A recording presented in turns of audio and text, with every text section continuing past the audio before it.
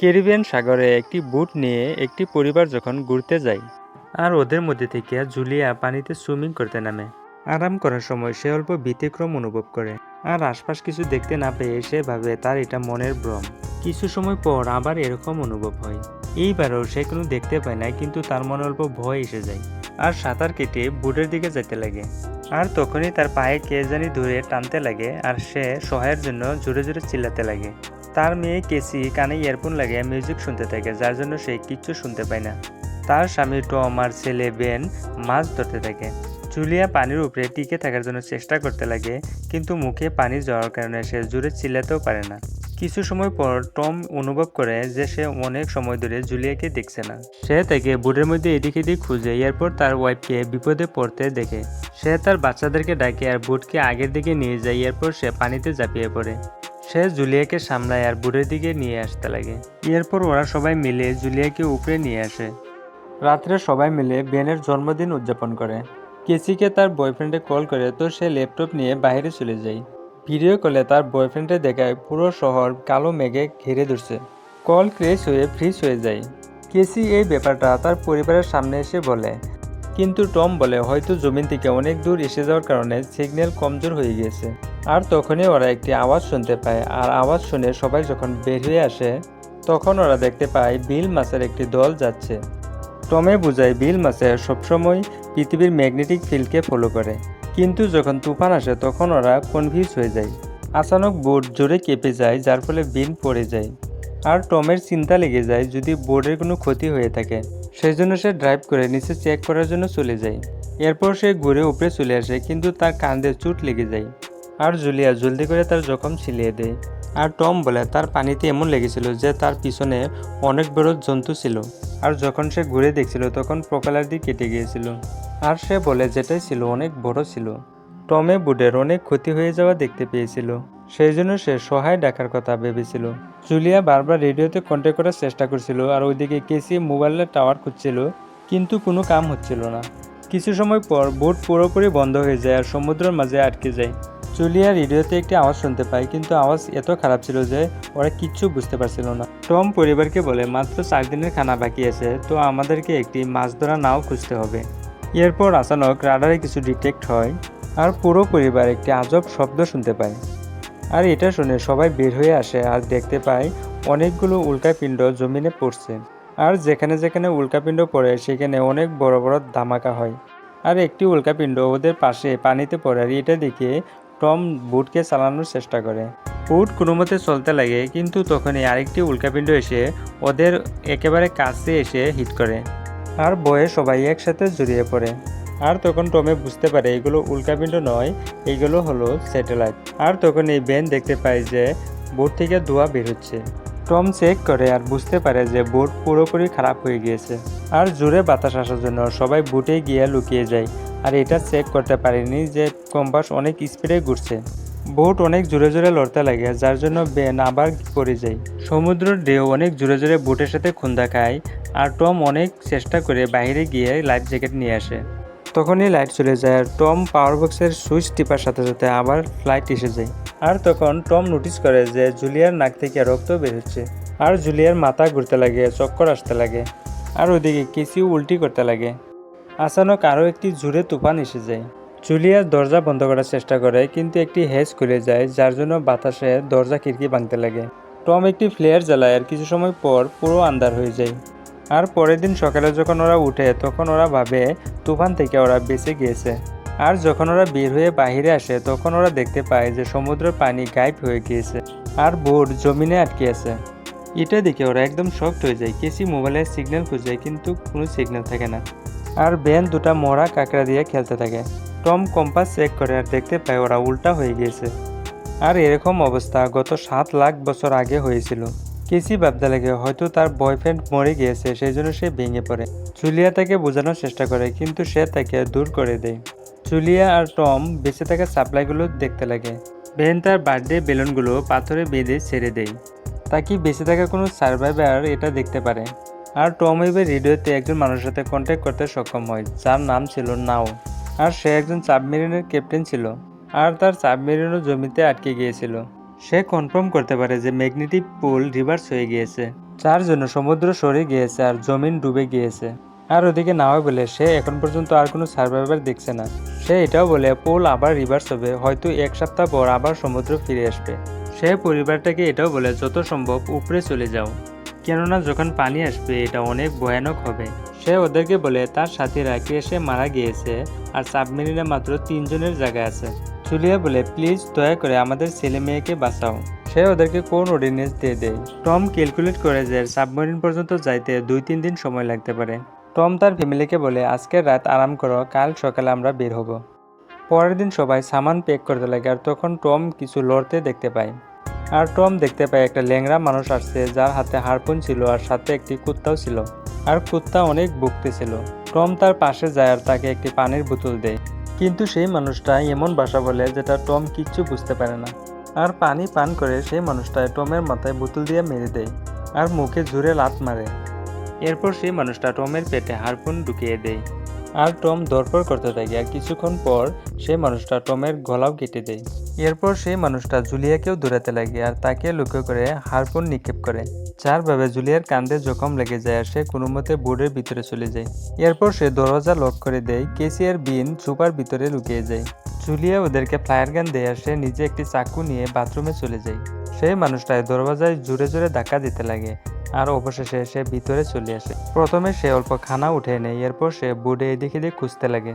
এরপর সে বাথরুমের দিকে যেতে লাগে, কিন্তু জুলিয়া চালাকি করে একটি ছোট ফোঁটা দিয়ে বের হয়ে যায়। সেই মানুষটা ভাবতে লাগে জুলিয়া হয়তো পালিয়ে গিয়েছে, কিন্তু যখন সে লাহে করে বের হয়ে আসতে লাগে তখন সেই কুত্তা তাকে দেখে ফেলে আর সেই কুত্তা এসে তার উপরে ঝাঁপিয়ে পড়ে, কিন্তু জুলিয়া চাকু বের করে এটাকে মেরে ফেলে। কুত্তার আওয়াজ শুনে সেই মানুষটা বের হয়ে আসে আর কুত্তার লাশ দেখে সেই মানুষটা অনেক রেগে যায়। এর মধ্যে জুলিয়া আরেকটি সাইডে যাওয়ার চেষ্টা করে। সে উপরে গিয়া ভাঙ্গা খিড়কি দিয়ে ভিতরে যেতে লাগে, কিন্তু সেই মানুষটা আগে থেকে সেখানে পৌঁছে যায় আর জুলিয়াকে ধরে মুখে ঘুষি মেরে ফেলে দেয়। আর জুলিয়া নিচে পড়ে গিয়ে ফার্নিচারে ধরে বাঁচার জন্য চেষ্টা করতে লাগে, কিন্তু সেই মানুষটাই জুলিয়াকে লাত মেরে দূরে ফেলে দেয়। এরপর তার হাত থেকে চাকু ছাড়ানোর জন্য তার হাতে জুড়ে পাড়া মেরে ধরে, এরপর তার চুলে ধরে মাথা জমিনে মারতে লাগে আর সুপায় ফেলে তার গলায় চাপ দিতে লাগে।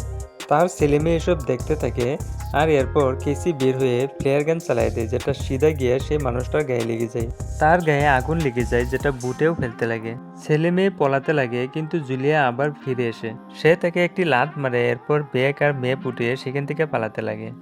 এরপর বেন আর কেসি তার বাবার পাশে গিয়ে কাঁদতে লাগে আর 3জনের চোখের পানিরে টমকে শেষ বিদায় জানায়।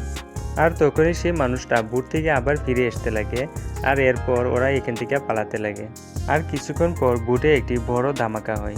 কিছু দূর যাওয়ার পর ওরা একটি ঝর্ণার পাশে গিয়ে বসে তাকে কিছু আরাম করতে পারে। কেসি ভাবে হয়তো সেই মানুষটা বেলুনগুলো দেখে এসেছিল। এটা শুনে বেন নিজেকে দোষী মনে করতে লাগে।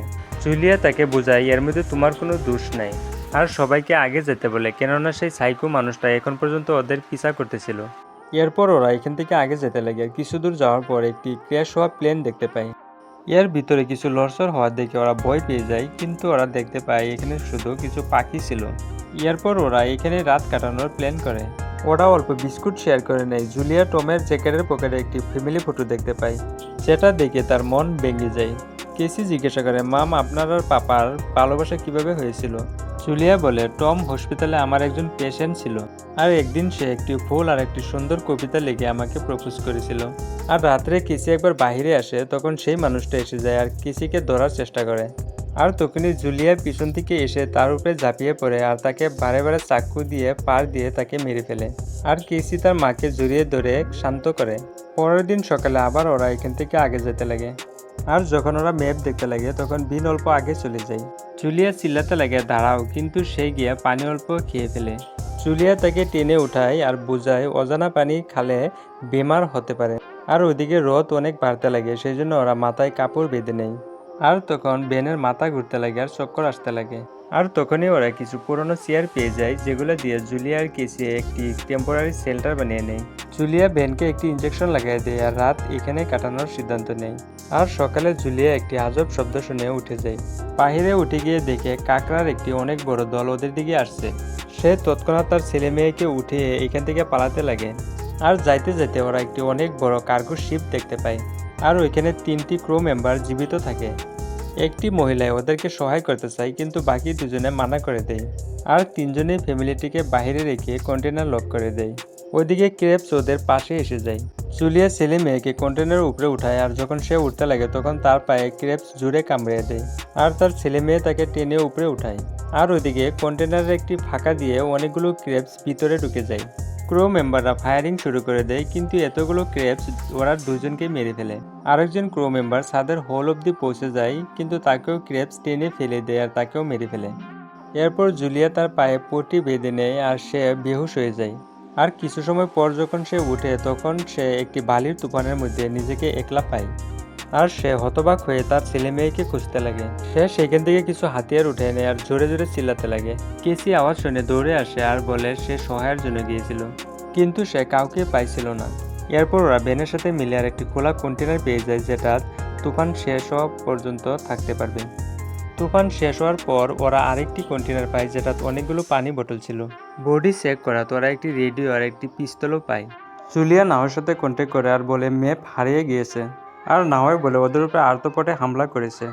নাও ওদের ফ্যামিলিকে জলদি আসতে বলে কেননা ওরা ইনস্ট্রুমেন্ট দিয়ে পরীক্ষা করছে যে সমুদ্র অতি শীঘ্রই ফিরে আসবে আর ওদের হাতে মাত্র কিছু ঘন্টার সময় আছে। সে একটা ফ্লেয়ার শ্যুট করে আর ফ্যামিলি এটাকে ফলো করে আসতে লাগে। আর অনেক সময় সফর করার পর অবশেষে ওরা সাবমেরিনকে কাছেই দেখতে পায় কিন্তু সেখানে যাওয়ার জন্য ওদেরকে একটি বড় পাহাড় পার করতে হবে। আর যখন ওরা এটা পার করার জন্য আগে যেতে লাগে তখন অনেক মুসিবতের সম্মুখীন হতে হয়। দেওয়ালগুলো লড়তে থাকে আর উপর থেকে পাথরও পড়তে থাকে আর একটি ভয়ানক রক স্লাইড হয়ে যায়। জুলিয়া জলদি করে বাচ্চাদেরকে আগে ধাক্কা দিয়ে নিজেও পিছে সাইড হয়ে যায় আর ওদের মাঝে একটি পাথরের দেওয়াল এসে যায়। জুলিয়া ওদেরকে বলে তাকে ছেড়ে ওরা আগে চলে যেতে কিন্তু কেসি মানা করে আর জোর লাগিয়ে উঠে আসার জন্য বলে। আর জুলিয়া ওদেরকে চিল্লায় বলে তোমরা যাও, বাদে তোমাদেরকে আমি খুঁজে নেব। আর মজবুরিতে পড়ে কেসি তার ভাইকে টেনে নিয়ে আগে চলে যায়। আর ওরা কোনো মতে পাহাড় দিয়া সাবমেরিনের পাশে যাইতে লাগে। আর ওরা সেখানে গিয়ে দেখে নাও একদম জখমি অবস্থায় সেখানে পড়ে আছে। সে বলে তার জন্য সবকিছু শেষ হয়ে গিয়েছে, তো তোমরা সাবমেরিন নিতে পারো। আর কেসি ভাবে যেহেতু এখানে একটি এসটি সিট হবে সেই জন্য সে দৌড়ে তার মাকে আনার জন্য চলে যায়। আর তখন জুলিয়া কাকড়া আসতে দেখে তো সেই জন্য সে ফায়ারিং করা আরম্ভ করে দেয়। কয়েকটাকে ফায়ারিং করে মেরে দেয় কিন্তু ওদের দল অনেক বড় থাকে। আর তখনই কেসি সেখানে চলে যায় আর হাত বাড়িয়ে দেয়। আর জুলিয়া তার পায়ের জখম নিয়েই কোনো মতে ঝুড়ে চেষ্টা করে উপরে আসার জন্য চেষ্টা করতে লাগে। আর কেসির সহায়ে সে উপরে উঠে আসতে সক্ষম হয়। আর দুজনেই সাবমেরিনের দিকে দৌড়তে লাগে। প্যান প্রথম থেকে উপরে থাকে আর ফায়ার করে দেয় তাকে কাঁকড়া ডিস্টার্ব থাকে আর ফ্যামিলি উপরে উঠে আসতে পারে। কেকরা নাওয়ার পাশে এসে নাওয়ার শরীরকে খাইতে লাগে। জুলিয়া গান উঠে নেয় আর ফায়ারিং জারি রাখে তাকে বাচ্চারা ভিতরে আরামসে যেতে পারে। অবশেষে জুলিয়াও গান ফেলে দিয়ে সেও ভিতরে চলে যায়। ওরা হেজকে ভালো করে লক করে এরপর খিড়কি দিয়ে চারপাশে কাঁকড়াগুলোকে দেখতে লাগে। আর ঠিক সেই মুহূর্তে সমুদ্র ফিরে আসতে লাগে। আর তুরন্ত ওরা নিজে নিজে সিটে বসে যায় আর সিট বেল্ট লাগায় নেয়। এরপর ওরা এক অপরের হাতে মজবুত করে ধরে রাখে আর তেজ ডোয়ে সাবমেরিনকে এদিক এদিক ফালতে লাগে। আর শীঘ্রই সেই হাইফেস্ট আওয়াজ ঘুরে আসে আর ওরা বেহুশ হয়ে যায়। আর কিছুক্ষণ পর জুলিয়ার তার ফ্যামিলির জ্ঞান ফিরে আসে আর তিনজনকে জীবিত পেয়ে অনেক খুশি হয়ে যায়। ওরা হেজ আনলক করে বাইরে বের হয় আর দেখতে পায় ডোয়ে ওদেরকে একটি ধ্বংসপ্রাপ্ত শহরে এনে ফেলে দিয়েছে। তার মানে জীবিত থাকার আর নতুন জীবন শুরু করার একটি আশা জেগেছে। আর এখানেই এই কাহিনী শেষ হয়ে যায়। তো গাইস, কাহিনীটি দেখে ভালো লাগলে লাইক করবেন আর এরকম ভিডিও নিয়মিত পাওয়ার জন্য চ্যানেলটাকে সাবস্ক্রাইব করে নেবেন।